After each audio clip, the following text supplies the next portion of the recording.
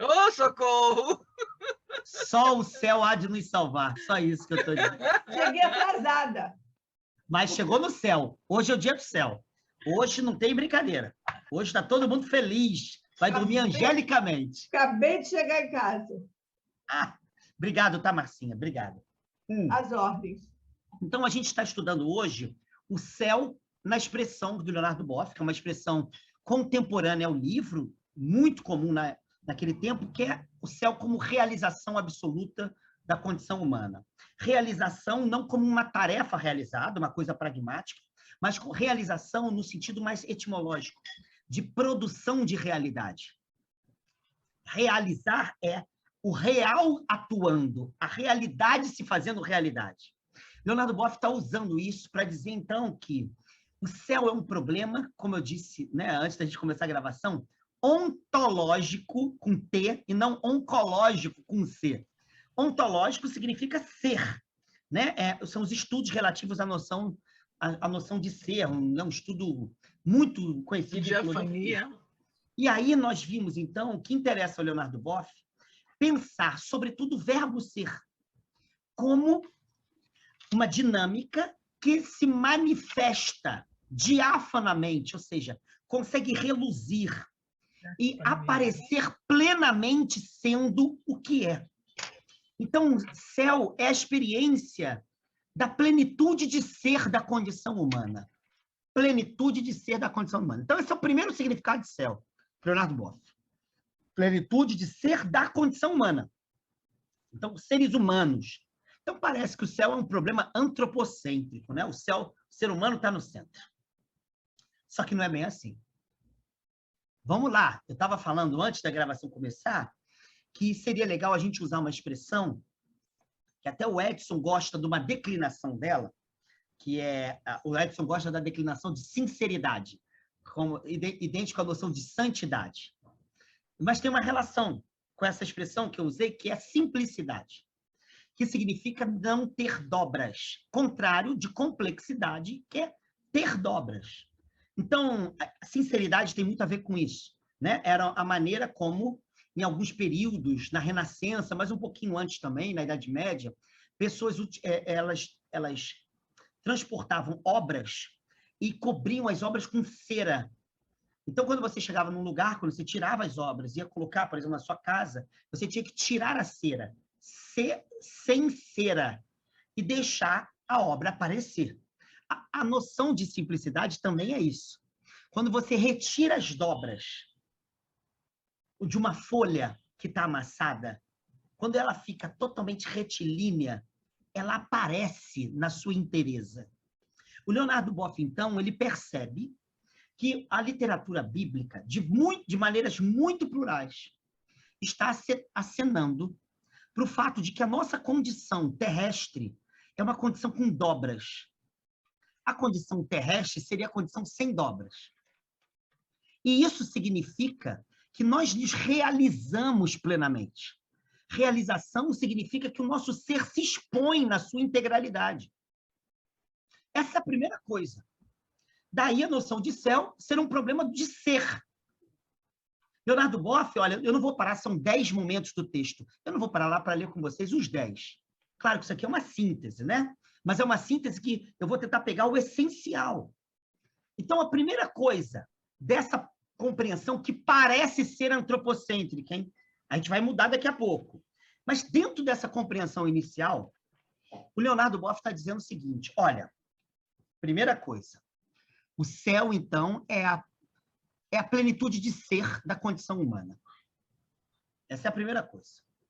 Segunda coisa, nessa plenitude se revela quem nós somos, sem obscurecimento, mas o modo como nós nos apresentamos, portanto, a qualidade que nós expressamos, que nós exercemos, é uma qualidade de florescimento.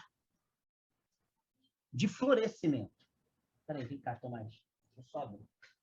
O que é esse florescimento? É que isso que a gente chama de identidade humana, quem os leandros, de fato, são quem a Odília de fato é, quem a Gabi, a Márcia, Ruth, Graça, tal, eu, quem o ser humano é, ele se afirma inteiramente, plenamente, translucidamente. Então, céu, por isso que essa palavra é difícil.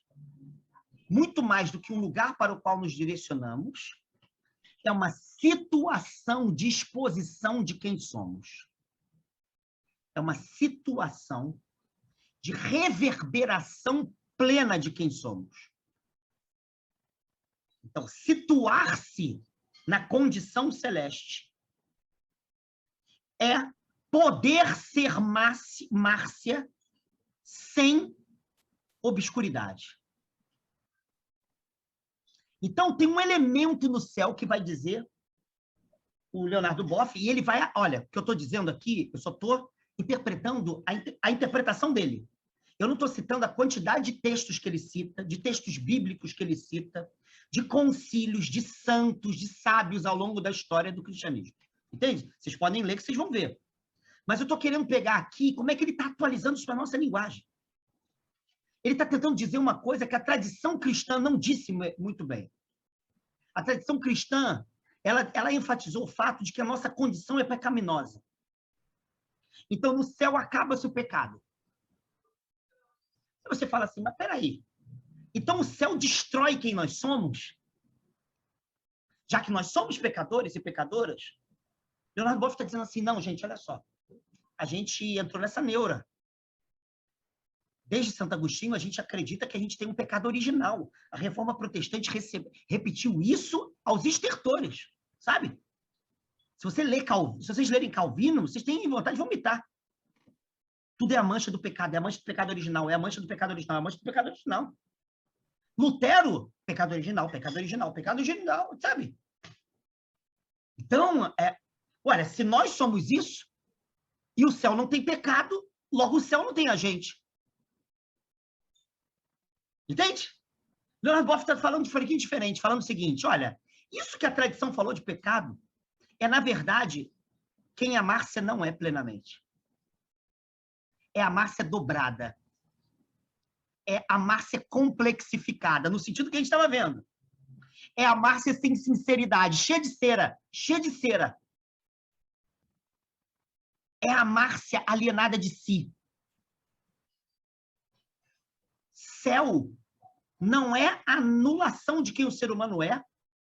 Céu é a revelação de quem ele sempre deveria ter sido, mas nas condições terrestres não conseguiu ser plenamente.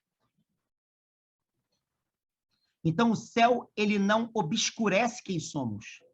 O céu revela quem somos.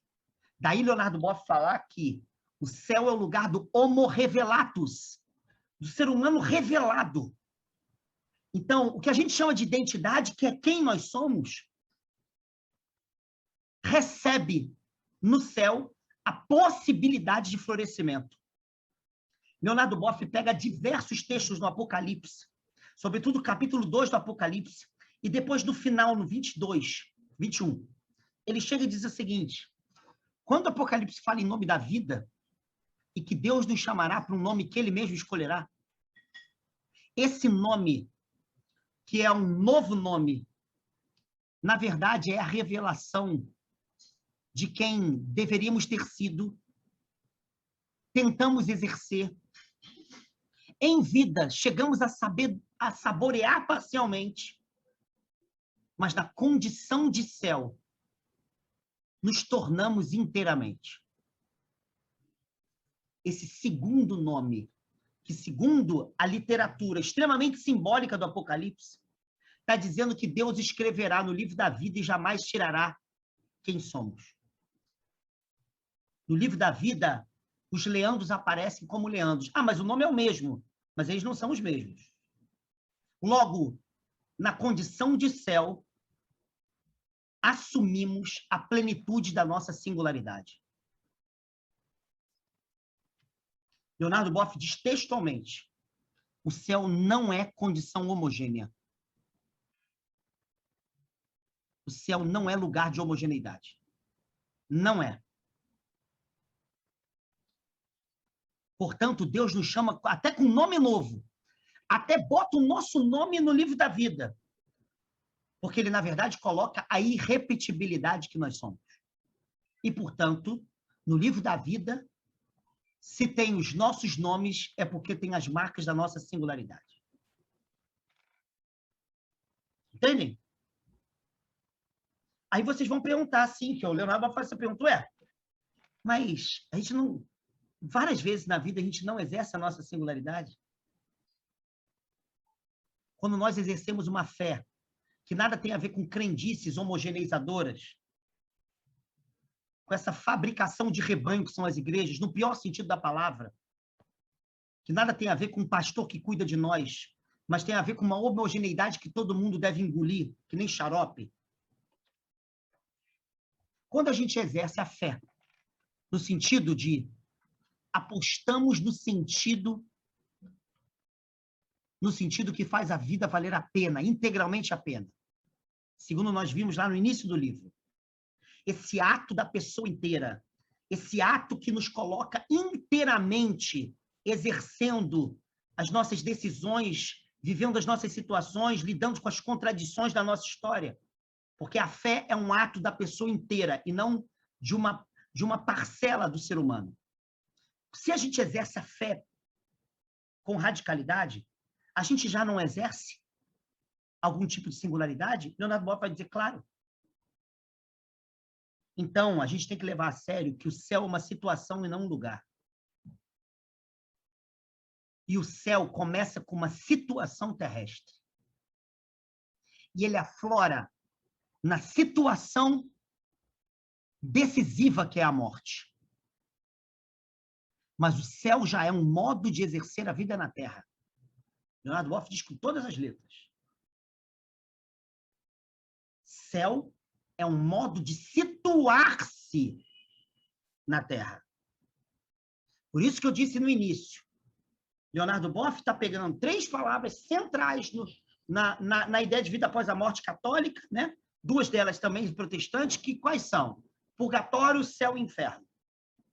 E está querendo pensar, com essas palavras, que tipo de qualidade de existência está se revelando nesses símbolos. Semana que vem a gente vai ver a situação inferno, que é a frustração radical da condição humana. A vida radicalmente morta. Entendem?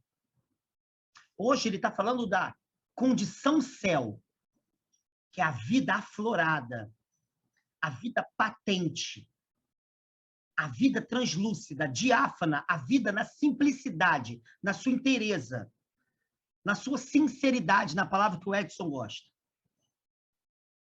Entende? Então,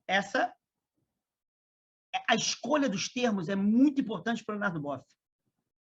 Por isso ele está dizendo, olha, galera, a vida após a morte é um afloramento do modo que nos situamos no decorrer do caminho. Nesta vida. É um afloramento. Afloramento da merda que sempre fomos, ou da singularidade que exercíamos sem conseguir expô-la continuamente e plenamente. Ou, como nós vimos, as experiências de crise que trazem o purgatório, que fazem do sofrimento uma possibilidade de afloramento. O purgatório. A crise como oportunidade de amadurecimento. Ou a crise como oportunidade de embotamento, que é o inferno. Então, purgatório, a gente experimenta sempre em vida. Assim como o inferno em vida, assim como o céu em vida. Como isso desabrocha a partir da morte, é a questão. Nós não temos muitos termos, como eu disse antes da gente começar a gravação. Leonardo Boff está deixando claro que quem está falando da vida após a morte é quem está desse lado da vida. E como eu tinha dito aqui, né, vou repetir para quem for ouvir a gravação, todas as vezes que eu fui, particularmente, a encontros de outras tradições religiosas, que trabalham com transes mediúnicos e que veem outras consciências que se consideram, como diz o espiritismo, né, transfísicas, né, que não são ligadas à nossa corporeidade mais, vêm de um outro plano e tal. Quando elas falam através dos fenômenos da psicofonia, né, falam, incorporam em alguém, os termos que se utilizam é desse lado aqui da vida. Então, o que a gente fala do outro lado está totalmente marcado por experiências, por termos, por compreensões desse lado daqui. Então, a gente não tem dimensão plena do céu fora da condição terrena. Mas como a gente já experimenta a condição celeste na situação terrena, a gente tem como falar dele, sabendo que a gente está tateando. Sabendo que a gente não está engarrafando. Sabe? A gente está acenando. É isso que importa. Então, esse é o primeiro elemento, singularidade, afloramento, planificação. Leonardo Boff, então, vai atravessar, não vou escolher todos, hein? Só poucos. Alguns símbolos bíblicos para falar do que seria, para ajudar a ratificar o que é essa realização absoluta da condição humana. Então, ele diz, o céu como banquete nupcial, cita vários textos bíblicos, inclusive cita o Ratzinger, né? O céu como visão beatífica, a ideia de visão, que está muito ligado a ninguém vê a Deus, diz o livro de Êxodo, capítulo 33. Mas o céu é uma visão, né? Enquanto nós vivemos aqui, Israel escuta a palavra de Deus. Mas o céu é uma experiência de visão, não só de escuta, de audição. Então ele fala sobre o que é essa visão, que não é uma visão meramente ocular, que diz respeito a camadas de experiências humanas, sobretudo de ordem afetiva, intelectual, relacional e assim por diante. Depois ele fala o céu como vida eterna, o céu como vitória, o céu como reconciliação, até chegar à ideia que está na primeira epístola de Paulo aos Coríntios, capítulo 15, de que a experiência do céu se dá quando Deus se faz tudo em todas as coisas. Entende? Então, uma experiência quase de ordem mística. Quase não, de ordem mística. Interessa ao Leonardo Boff, então, ao pegar essas imagens e dizer, olha, cara, casamento é uma imagem bonita para falar de céu. Porque não é só casamento, é a festa do casamento. E não é só a festa de casamento, é o banquete do casamento com o resto da festa. No banquete, a gente não se alimenta porque está com fome. A gente se alimenta com os outros. Porque a festa vale a pena. E a comida da festa é diferente da comida de quem está faminto. Mas a festa está acontecendo por causa do amor. Por causa da relação. Uma relação responsavelmente unitiva. As pessoas estão se decidindo caminharem juntas. Cara, se você pegar só essa imagem dá para falar, olha só, como é que ela não está descrevendo a mobília do céu. É uma linguagem poética, simbólica, extremamente interessante. Quem já foi a casamento de pessoas que gostam, né? Gostar de alguma pessoa, a filha que se casou, sei lá, ou o próprio casamento, não importa. Ou o casamento de uma grande amiga, sabe? Você vai, o que você faz? Né? Eu que for muito casamento para celebrar, né? Geralmente eu não estou do outro lado ali. Mas mesmo assim, você vê comida, bebida, dança, beijo, abraço, foto. Por quê? Porque a relação vale a pena. A relação vale a pena. Pensar o céu como festa nupcial e um banquete nupcial. Olha que imagem a Bíblia usa. Olha que imagem louca. Festa como vida eterna. E ele faz questão de dizer o que eu já disse aqui várias vezes. Vida eterna não é uma vida que prolonga infinitamente. Vida eterna é uma vida que tem a qualidade do eterno. Eternidade é uma qualidade. É um modo da vida acontecer. É quando a vida acontece. sendo inteiramente quem ela é. Isso é a vida eterna. O que o Leonardo Boff diz é que isso já começa nessa vida. A eternidade é um modo de a gente viver plenitudes no tempo. Mas se a gente romper o espaço e o tempo, essa mesma eternidade se revela com uma potência diferenciada. Não importa, não importa. O importante é que a gente já sabe que isso acontece entre nós. Isso já se dá aqui entre nós. E por isso a gente saboreia no tempo e no espaço, nas relações, com todos os seus problemas, muitas gotas de eternidade.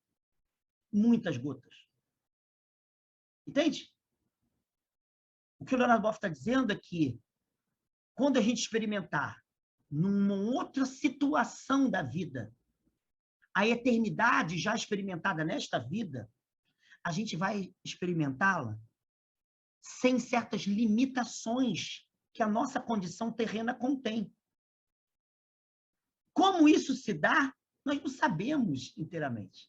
Mas a gente sabe a qualidade de vida que se chama eternidade. Porque há muitas experiências nossas que são experiências de eternidade. Entende? Então, Leonardo Boff diz, olha, de certa maneira, a vida eterna que transcende essa vida é uma surpresa, porque a gente não sabe muito bem como se dá fora desses nossos eixos espaço-temporais, das limitações dessa corporeidade que nós assumimos nessa vida. A gente não sabe bem como é que é. Mas essa novidade, no fundo, não é tão estranha assim, né? No fundo, não é tão estranha assim. Porque, de alguma maneira, a gente saltou de eternidade em eternidade, dependendo do modo como vivemos na Terra. Então, essa é a segunda maneira que ele fala. A outra, da visão beatífica, é que ele diz que o céu é ver Deus não como objeto. Ver Deus aqui é perceber a presença de Deus. Mas onde é que Deus não está? Sabe? Onde é que ele não está?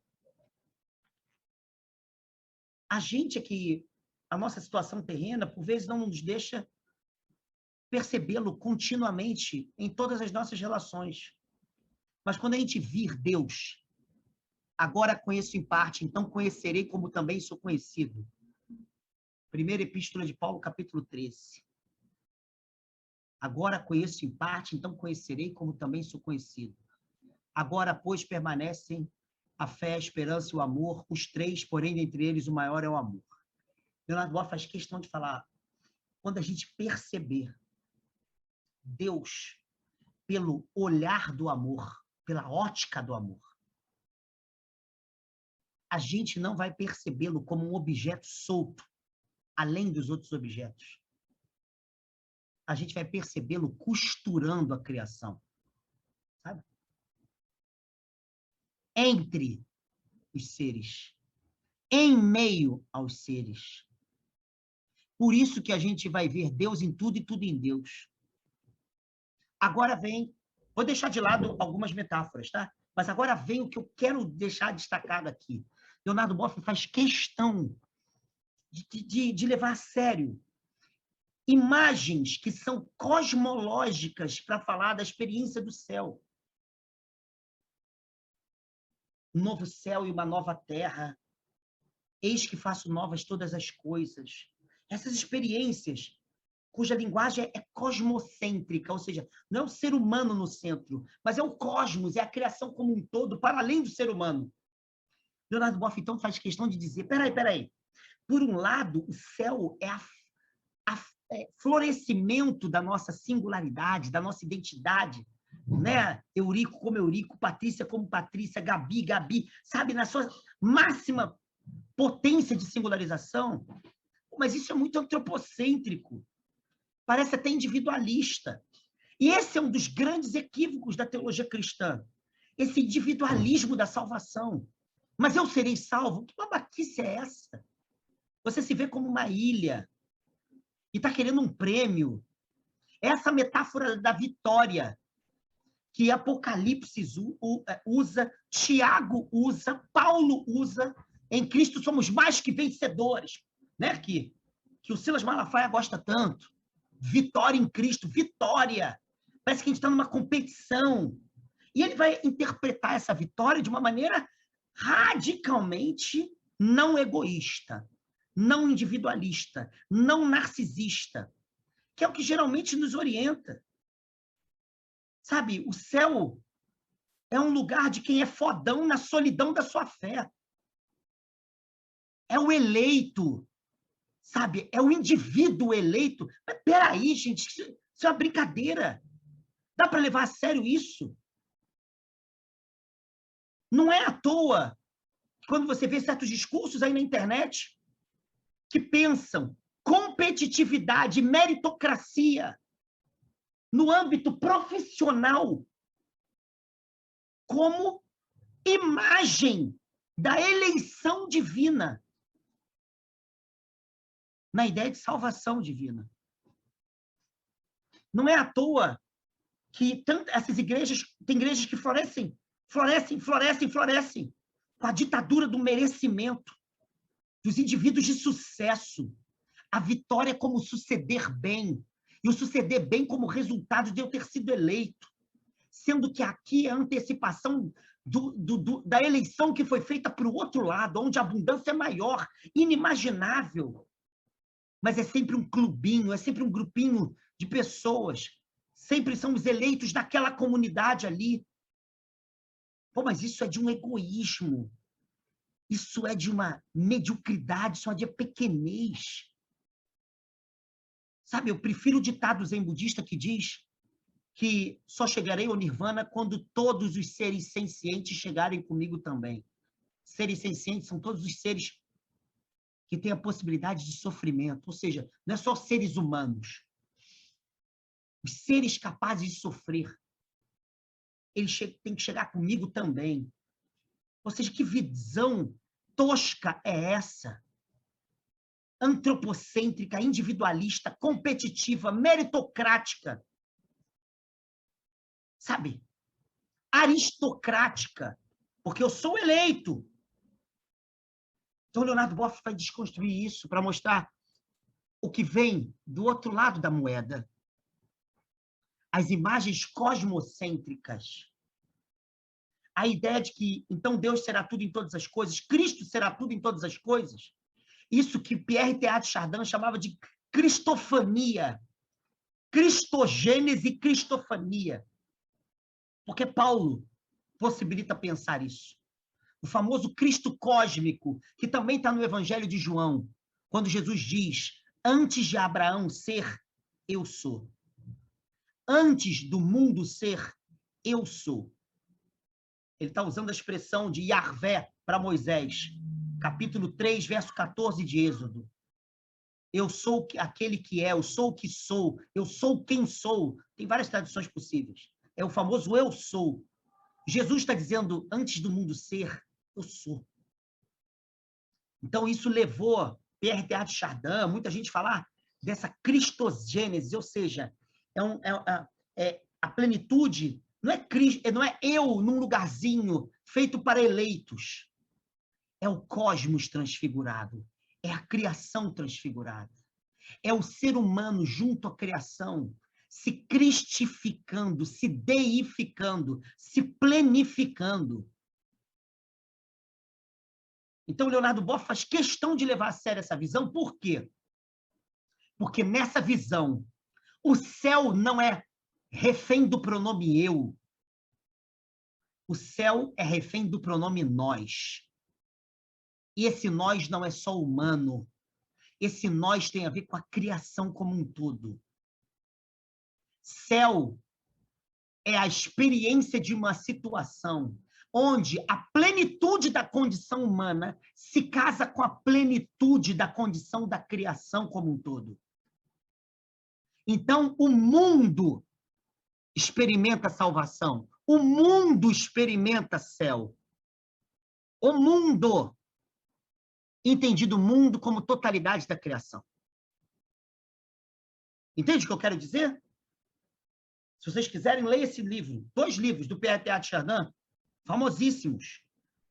O Meio Divino, né? O famoso Milieu Divin, muito famosa essa expressão, ficou muito famosa em francês, Milieu Divin, o meio divino. Olha que expressão maravilhosa. Um meio divino. Onde é que está Deus?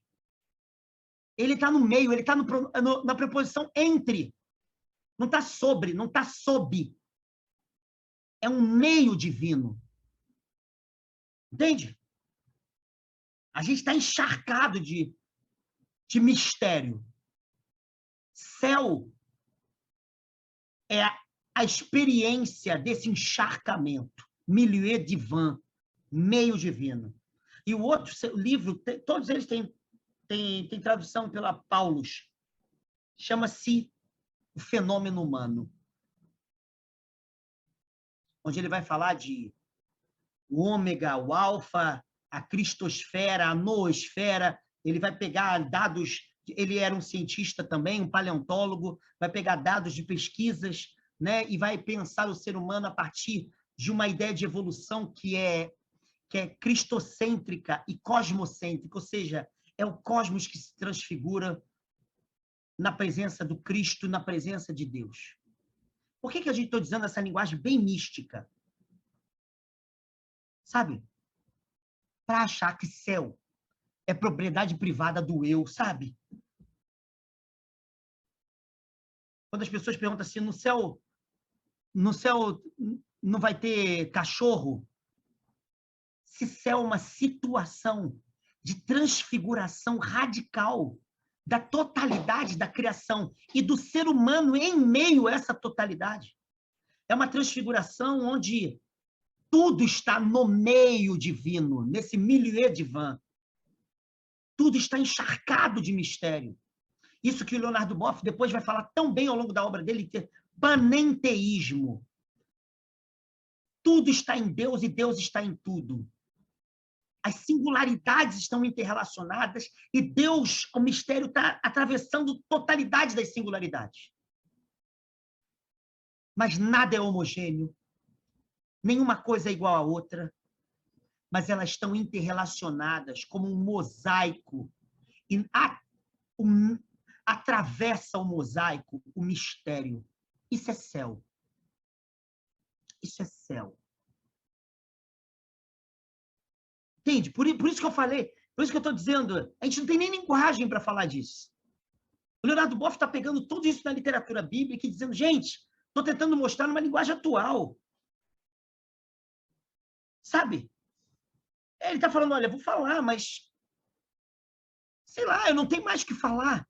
E ele diz, diante do céu, a maior linguagem é o silêncio. A eloquência do silêncio é a linguagem do céu, Leonardo Boff diz. O que eu estou querendo dizer aqui? Gente, olha, esse livro é de teologia pura, sabe? Depois ele vai pegar essa teologia e vai fazer disso uma ética ecocêntrica, entende? Vai pensar uma ecoteologia, vai pensar uma teologia da libertação muito importante para falar, gente, se a gente vive condição celeste já nessa vida, e se a condição celeste aqui revela a plenitude da nossa vida entre todas as outras vidas, se a fé, se o céu, a condição do céu, se dá numa experiência de fé, eu não posso aceitar os ecocídios. Eu não posso aceitar a dizimação dos biomas do centro-oeste e no norte do país. Eu não posso. Porque a situação céu abarca os biomas, abarca os jacarés incinerados em 2020 em Cuiabá, naquele famoso Dia do Fogo. Se lembram? Das 4 fazendas? Eu não posso viver a condição do céu E, portanto, o banquete nupcial num planeta onde há fome. É isso que vai dizer o Leonardo Boff depois dessa obra. Eu não posso. Se eu, pela fé, vivo com suas contradições, porém já vivo em situação céu, então ela tem que, de alguma forma, ser uma máquina de transfiguração daquilo que é antítese à plenitude da vida. Eu não posso. Eu não posso aceitar a fome, a miséria, a pobreza programada. Eu não posso aceitar o racismo. Eu não posso aceitar fascismo, nazismo. Eu não posso. Eu não posso. Feminicídio, cultura do estupro. Eu não posso. Porque isso aqui não é um dado de uma crença, de uma religião. Isso que querem dizer o Leonardo Boff. A gente já experimenta a qualidade da vida celeste em meio ao tecido da nossa história. Todas as vezes, ele chega a citar no final, acho que é no número 9, que realizamos um ato de bondade, que experimentamos amor, que praticamos a justiça. Estamos em condição celeste. Entendeu? Então, é óbvio que o desdobramento dessa obra vai ser um grito por céu, mas um grito por céu na terra. Um grito por celestificação das condições desumanizantes e, ao mesmo tempo, ecocidas da terra, onde se pratica qualquer sinal de genocídio ou ecocídio, não há fé no céu. Me desculpa a galera que quer falar Deus acima de todos. Quando as práticas de ódio se tornam a condição do céu de alguns.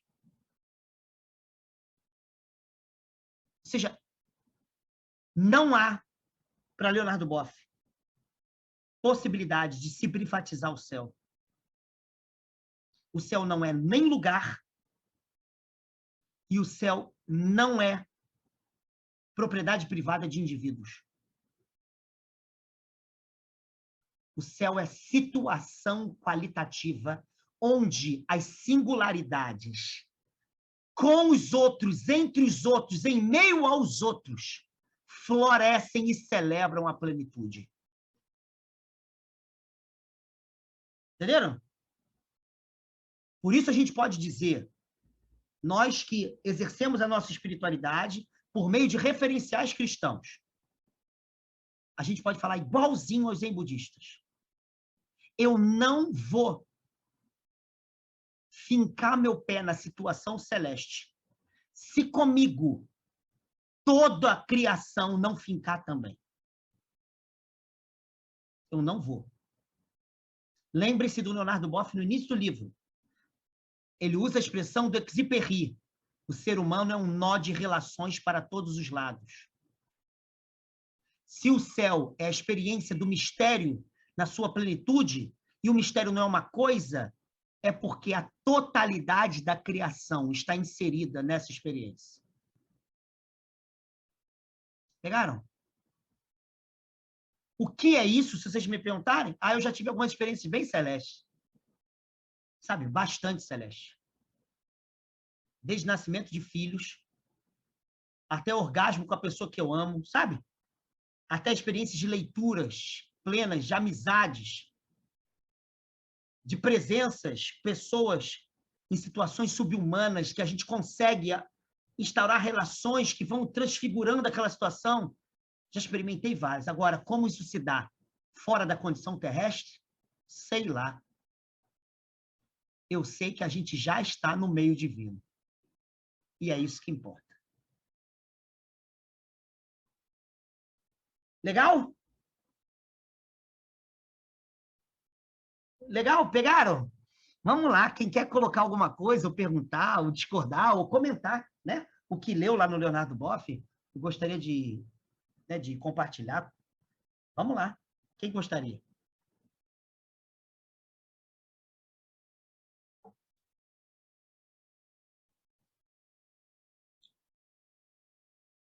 Fala, Gabizona.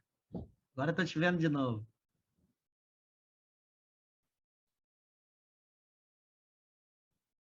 Tá travado, tá travado. Não, estou dizendo muito bom, bem legal. Bem legal, né? É bonito isso, né? Abre muita coisa para a gente, né, Gabi? É. Você falou que a linguagem do céu é o silêncio. Então,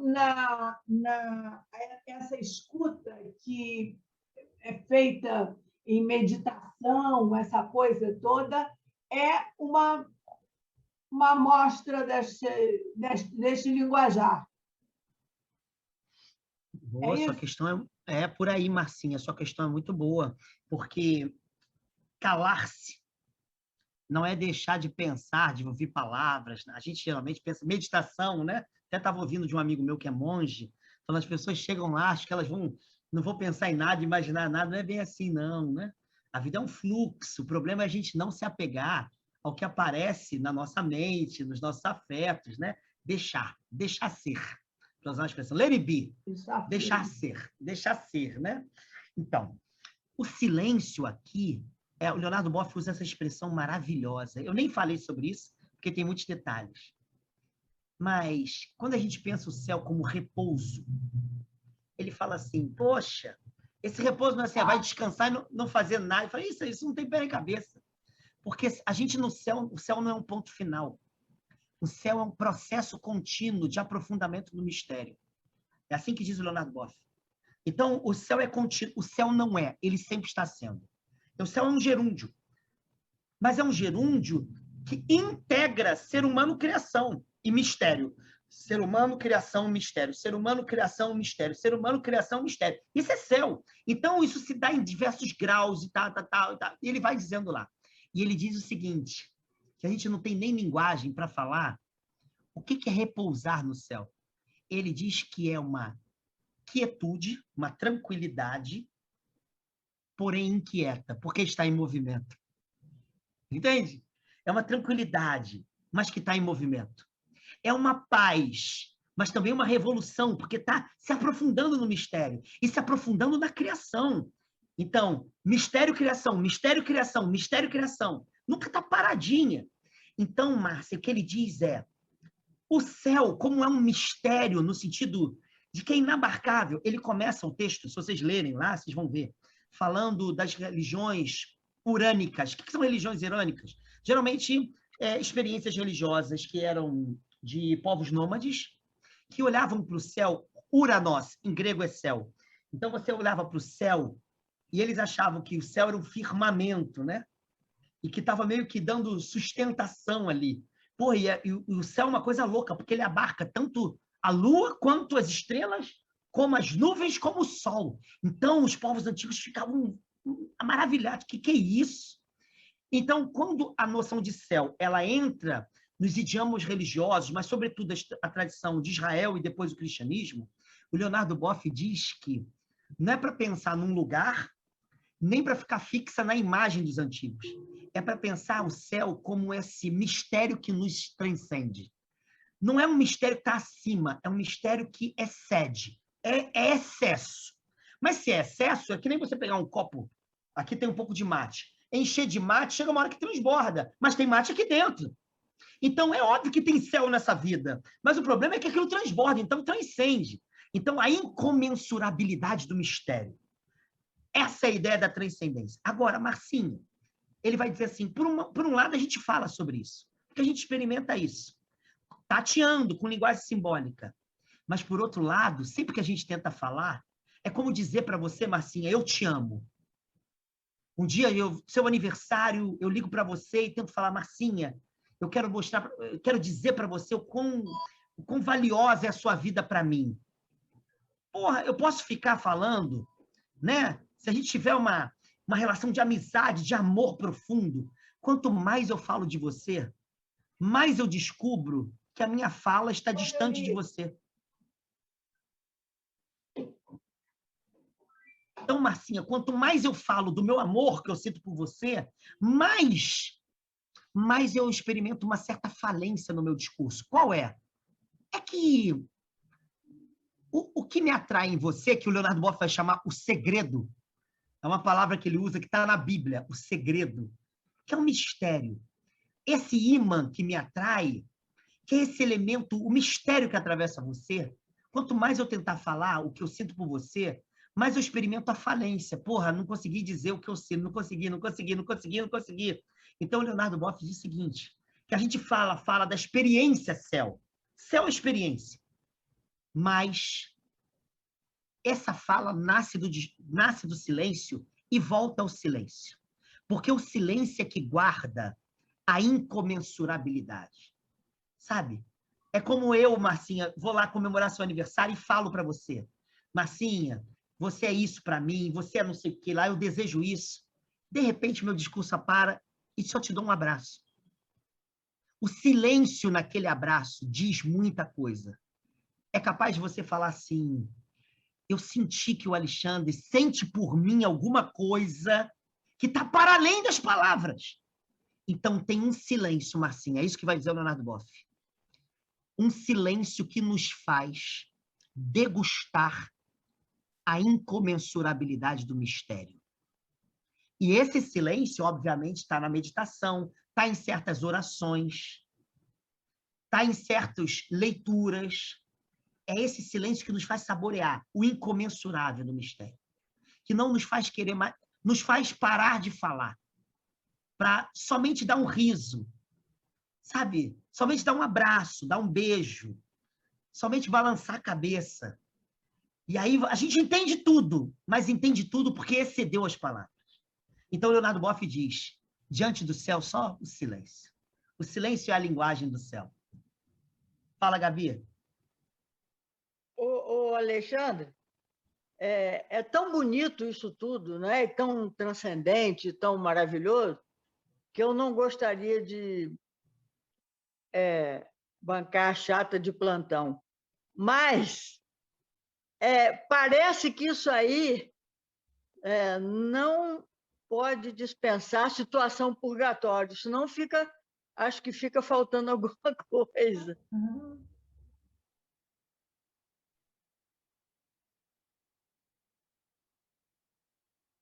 Desculpa, Gabi. Oi. É que falhou para mim. Você falou assim, parece para mim, aí para mim parou aqui. Parece para mim que não dá para dispensar a situação purgatório. Concordo. Visto no capítulo anterior. Concordo, Gabi. Porque aí você vai liquidar com livre-arbítrio, com a vontade da pessoa decidir em que momento ela entra ou não na situação céu. Você está totalmente certa, Gabi. Ele é um teólogo católico, é claro. E para ele é importante manter as experiências da crise. É como se a crise elas fossem esmeris. Por um lado, é um esmeril, cada crise. Possível esmeril. Por outro lado, pode ser um veneno. Tem certas crises que a flor floresce. Certas crises que ela embota e acabou. Então, esse reino da possibilidade de florescimento, o embotamento, é o purgatório. É claro que o purgatório, por isso que o Leonardo Boff disse no capítulo anterior, ele é a condição para que a gente decida experiências de situação celeste. É isso mesmo, você está certo. Por isso que ele é uma condição de experiência da situação celeste. E nesse significado que a gente está dando. Entende? Então, o Leonardo Boff está fazendo... O que você falou é totalmente certo. Ele está tentando, nessa obra, ver isso. Olha, nessa vida aqui, as coisas estão... A plenitude está totalmente eivada de escassez. A grandeza de pequenez. O claro do escuro. Ou seja, esse é o reino da ambiguidade. Como é que faz para a gente intensificar a luminosidade, a plenitude, onde tem escassez, obscuridade, onde tem justiça, maldade, iniquidade, que ele fala no capítulo 7. Como faz? Leonardo Boff diz, pelas transformações que o esmeril da crise nos possibilita. Agora, não é para todo mundo que a crise é esmeril. Para algumas vidas, a crise possibilita o inferno, que a gente vai ver semana que vem. A frustração sem conseguir se colocar de pé de novo, em pé de novo. Então, é isso aí, Gabi. A gente está no reino da ambiguidade. Ele está falando da possibilidade de plenitude, possibilidade de transformação através da crise. Semana que vem, possibilidade da frustração. É isso aí. Muito bom, é isso mesmo. Fala, Leandrão. Cara. Tudo bem? Boa noite aí a todos. Saindo do Cópia Mate mesmo, cara.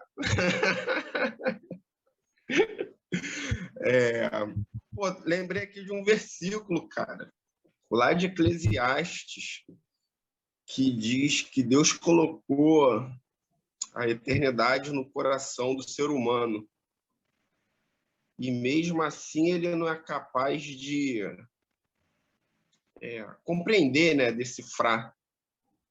E aí eu estava pensando, eu lembrei desse versículo justamente por causa da questão que você falou que o céu não é um lugar, né? E eu acho que a gente, na nossa condição assim limitada, né, como ser humano, a gente não consegue compreender justamente porque é uma coisa que está tão para além e não é justamente por não ser um lugar que a gente não consegue compreender, né? Eu acho que a gente, na nossa condição de ser humano, a gente consegue ter uma certa compreensão das coisas que são possíveis, né? Ou seja, de lugares. E aí, quando a gente entra nessa questão do céu, né, que é algo que está para além, eu também me apego assim às tuas experiências, algumas que tu citou aí. E aí entra um pouco no que tu também falou aqui na aula, né? Que são gotas, né? Pequenas gotas de eternidade que a gente vive quando a gente está conectado, de repente, não sei se eu posso dizer com algo para além de nós, mas é quando a gente, mesmo na nossa limitação, a gente consegue ter assim uma pequena fração de transcendência, entende? E aí, de repente, eu ia citar uma experiência pessoal, mas eu lembrei aqui do Mozart, né? Eu conheci o Mozart lá na Pedra do Arpoador. E, assim, foi uma experiência muito bizarra, porque o Mozart é botafoguense, né? Ele estava com a camisa do Botafogo, eu estava com a camisa do Grêmio. E foi na época que o Grêmio jogou com o Botafogo, a Libertadores, né? E eu estava sozinho na Pedra do Arpoador para ver o pôr do sol, e o Mozart também estava sozinho, tomando uma cerveja. E eu não conhecia o Mozart, cara. E eu pensei assim, cara, vou sentar ali do lado daquele coroa que eu curti a barba dele. E aí o Mozart puxou assim, assunto comigo por causa da camisa do Grêmio, por causa de futebol, enfim. E aí ele contou uma experiência justamente a respeito disso, né? Que ele disse que a gente se aproxima da eternidade quando a gente vive uma tarde de domingo, era uma tarde de domingo, né? Como aquela, sentado na Pedra do Arpoador, tomando uma cerveja, contemplando o pôr do sol e conhecendo novos amigos, né? Fazendo novas amizades. E o Mozart conheceu o Rubem Alves, né, cara? E, assim, a gente começou a conversar de Rubem Alves por causa da minha monografia. E ele disse que o Rubem Alves teve com ele uma vez no Rio e disse que todas as vezes que ele duvidava do céu, ele caía em si porque ele lembrava do Rio de Janeiro. E ele disse que não era possível não existir céu existindo uma cidade como o Rio de Janeiro que proporcionava a ele contemplar o pôr do sol ali, né, no Arpoador e Ipanema. Então, eu penso assim que é essa eternidade que Deus colocou no nosso coração, né? E muitas vezes a gente não consegue compreender, ou por limitação mesmo, porque a gente não se permite essa transcendência, a gente não está na conexão, não está na espiritualidade, enfim. E aí eu fiquei com esse destaque, né? Assim, das pequenas gotas, e que o céu não é um lugar, né? O céu tem um fácil do céu aqui pertinho da gente, né? Nos nossos relacionamentos, enfim. Eu falei, não falei nada, né? Não, Mas falou bastante, falou bem. Muito boa a sua fala, muito boa mesmo. A sua fala destaca, cara, o que é isso está no capítulo 2 dos Eclesiastes. Antes dele falar que há um tempo para tudo debaixo do céu. Ele fala da fugacidade, né? A palavra na verdade, em hebraico é vaporização, que é a palavra que traduziria melhor a noção de vaidade. Vaidade é vapor. Vaidade das vaidades, tudo é vaidade correr atrás dos ventos. É uma experiência de que as coisas são vapor. E aí ele diz que, ao exemplo do escritor, é bem interessante. Ele diz o seguinte: um homem tem filhos e constrói uma grande fortuna. E quando ele acha que acabou de construir tudo e está na hora dele usufruir tudo, ele morre. Deixa para os filhos. E ao invés dos filhos valorizarem o trabalho do pai, os filhos brigam entre si por causa da herança. E aí ele fala que Deus colocou a eternidade no coração humano. Cara, essa imagem é bom pra cacete, porque a gente tem uma vida de volatização, experiências que desqualificam a nossa vida temporal, que é isso que está dizendo, né? Você constrói, achando que um dia você vai sentar à beira do mar e curtir o que você construiu. Aí, quando você vai usufruir, você morre. Aí você deixa tudo que você construiu para os seus filhos. Os filhos saem na porrada entre si e não usufruem de merda nenhuma. Quer dizer, aquilo que era sinal de orgulho se torna motivo de briga. E quem construiu não usufrui. Cara, isso é vida. Qual o problema? O problema é que a eternidade do coração humano, é isso que diz o capítulo 3. Não é que tem uma eternidade aqui e o tempo ali. É que a eternidade do coração humano nos faz saber o tempo certo de cada coisa. Por isso que a eternidade não é o contrário do tempo. A eternidade é uma qualidade, é um modo específico de ser temporal.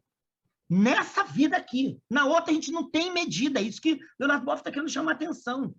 Enquanto estamos aqui, a eternidade pode habitar o coração do tempo. E isso é a nossa possibilidade linda, maravilhosa. Esse é o problema da nossa fé, da nossa caminhada. A gente está aqui para isso. Agora, como é que é a eternidade sem referenciar espaços temporais? Sei lá. Sabe? No fundo é isso, sei lá, vocês sabem. Eu estudei isso, dava aula de Santo Agostinho, tem um capítulo lá, livro 11 das Confissões. Lá na UERJ dava aula, todos os anos dava aula desse capítulo. Eu acho que eu sei de cor esse capítulo. E tem uma parte lá que diz por que Deus é eternidade. Tá? Cara, você lê aquilo e fala, eu sei explicar, não, sem sacanagem. Aquilo está muito além da nossa possibilidade de experimentar concretamente o que está em jogo ali. O que o Leonardo Boff quer, então, trazer é para o seguinte: mas o mundo bíblico não opôs eternidade e tempo. O mundo bíblico mostrou, enquanto somos temporais, a eternidade é uma possibilidade nossa. Quando saímos dessa condição, a experiência da vida eterna se dá com os referenciais. O problema, então, é que o coração humano tem eternidade, Deus colocou ali. Como saber o tempo certo de cada coisa? Há um tempo para matar, um tempo para plantar, um tempo para colher, né? Um tempo para nascer, um tempo para morte. Tá, é isso, cara. Como saber? Porque a maior parte da gente vive na vaidade das vaidades. Sabe? Volatiza a vida. Transforma a vida em vapor. E por isso perde o tempo certo de cada coisa. E porque o tempo certo de cada coisa não é respeitado, não existe eternidade nas nossas experiências. Tudo é fogo-fato, passa e se destrói. Esse é o problema da nossa caminhada. A gente está muito querendo saber do outro lado e descrever. O problema no nosso não é o outro lado. É celebrar a plenitude que no outro lado será dado de uma outra maneira dentro dos contornos possíveis do nosso lugar. Que não é lugar, é uma situação. Entende? É isso que o Leonardo Boff está querendo trazer como peso, como responsabilidade, como problema nosso. Posso Fala, meu amigo. Posso compartilhar um texto aqui que sempre me toca muito, queria compartilhar com vocês. Não sei se Fala. todos conhecem, é o Evangelho de Tomé. Infelizmente não entrou no nosso cânon, né? Mas diz assim, a respeito do reino, né? Se os vossos líderes disserem, vejam, o reino de Deus está nos céus, então as aves dos céus vos precederam. Se eles disserem, o reino está no mar, então os peixes vos precederam. Eu vos digo que o reino de Deus está dentro de vós e fora de vós. Quando conhecerdes a vós mesmos, então sereis conhecidos e compreendereis que sois filhos do Pai. Mas, se não conhecerdes a vós mesmos, vivereis na pobreza e sereis a pobreza. Esse texto sempre me tocou muito, porque ele fala do reino de Deus em termos místicos, né? Que é a essência do Evangelho de Tomé, né? E talvez aponte para algo quando a gente fala dos céus, né? Muito bom eu tenho esse evangelho. Eu tenho esse evangelho, tenho de Maria Madalena, eu tenho quase 30 evangelhos apócrifos da infância de Jesus, tal. Eu acho, fora os gnósticos, né? Esse evangelho tem um cheiro gnóstico, eu tenho os evangelhos gnósticos também. Esse é maravilhoso. A gente só tem 4, é uma pena. É Tem uma muito pena. mais, né? Por exemplo, esse evangelho, e depois as pesquisas mais recentes têm demonstrado que alguns dos seus níveis podem ser até anteriores ao próprio Marcos, né? Algumas das suas. E eu fico pensando a riqueza que a tradição cristã ortodoxa perdeu quando deixou e condenou esse texto, né? Que ele abre possibilidades místicas para a vivência cristã, como João, né? Uhum. Mas de uma forma que poderia ter nos enriquecido muito e talvez tivesse sido um antídoto contra essa superficialização que o cristianismo acabou adquirindo com o passar do tempo, né? E que tem as suas formas mais extremas nisso que a gente vê hoje, no fundamentalismo, na violência religiosa e tudo isso, né? Essas preposições tem no Evangelho de Mateus e Lucas. Dentro e entre. As duas falam. 27, 21, né? Então, assim, isso não se perdeu. O problema, eu não vejo. Antigamente eu li os evangelhos apócrifos, chamados pseudepígrafos, eu gostava de ler.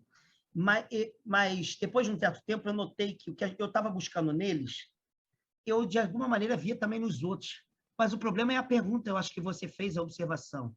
É como que a história das igrejas cristãs, as igrejas que foram vencedoras, né, que se tornaram hegemônicas, como que elas criaram uma grande panaceia em torno dessas experiências que nascem da nossa experiência de fé, de espiritualidade aqui nesse mundo. Nascem, não quer dizer que terminem. Então, como é que a gente reduziu isso num cenário teológico baseado no medo? Semana que vem a gente vai estudar um inferno. Cara, a noção de inferno, eu vou citar aqui várias noções históricas, é repleta de mecanismos de amedrontamento, de terrorismo psicológico, sabe? De cagaço, que eu chamo de teologia do cagaço, é repleta, sabe? Quando no universo bíblico tem vários outros elementos atuando nessa noção, nessas percepções históricas. Então, cara, eu concordo com você.